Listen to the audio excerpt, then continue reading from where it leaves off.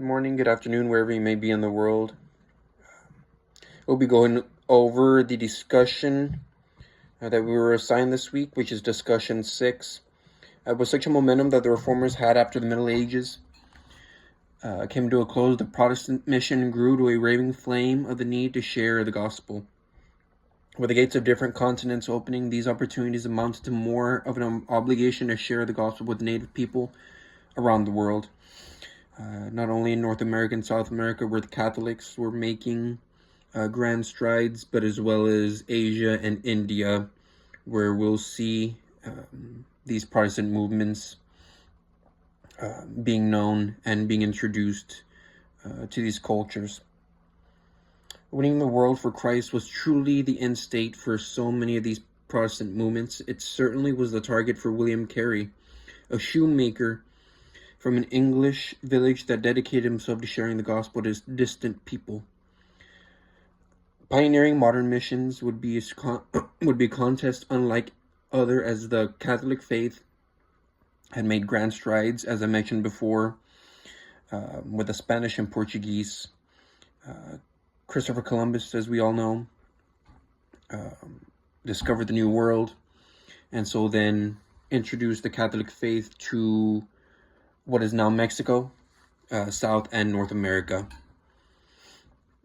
Mr. Carey's role models were, again, Columbus and Captain James Cook. Captain James Cook was in North America preaching the gospel for their contributions to not only their countries, but their faiths. In October 1792, Carey, Andrew Fuller, along with 11 Baptist colleagues, would establish the Baptist Missionary Society, dedicated themselves to share the gospel of Jesus Christ and assisting with countries that had people suffering from terrible illnesses. So not only were they sharing the gospel, but their intentions were a lot more than just sharing the faith.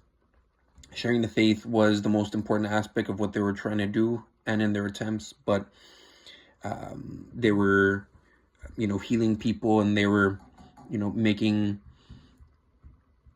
doing their best for the people of the societies that they were trying to, share the gospel to, with medications, and trying to introduce them to different cures that weren't known before.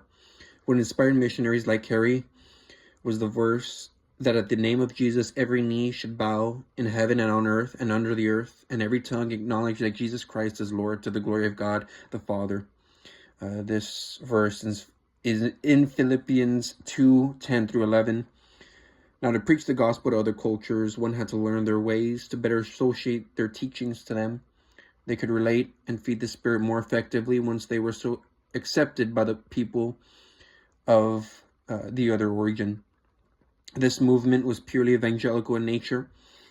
There were more names who were living this mission out to countries who had hardly heard the saving power of the gospel. So it was very powerful what these people were trying to do, the Protestant movement, and they were sharing the gospel to as many people and as many countries as the Catholics at this point were. Leading to the creation of the Volunteer Society, this organization made it possible for different beliefs, such as Presbyterian, Lutheran, and Calvinist, to work together for the cause of charity, mission, and social reform without the limitations of government structures. By the end of the 19th century, various Christian bodies had their share of this missionary enterprise. It was a great success from what it was trying to achieve. Remnants of it can still be seen today. However, it experienced its fair share in hardship that missionaries like it experienced. And I truly adore how this chapter concluded. In many respects, the then missionary movement restored the gospel to its central place in Christianity. And in this important sense, the movement recovered an element in the concept of the Holy Catholic Church that the splintering of the Reformation had obscured. Thank you for listening, and God bless.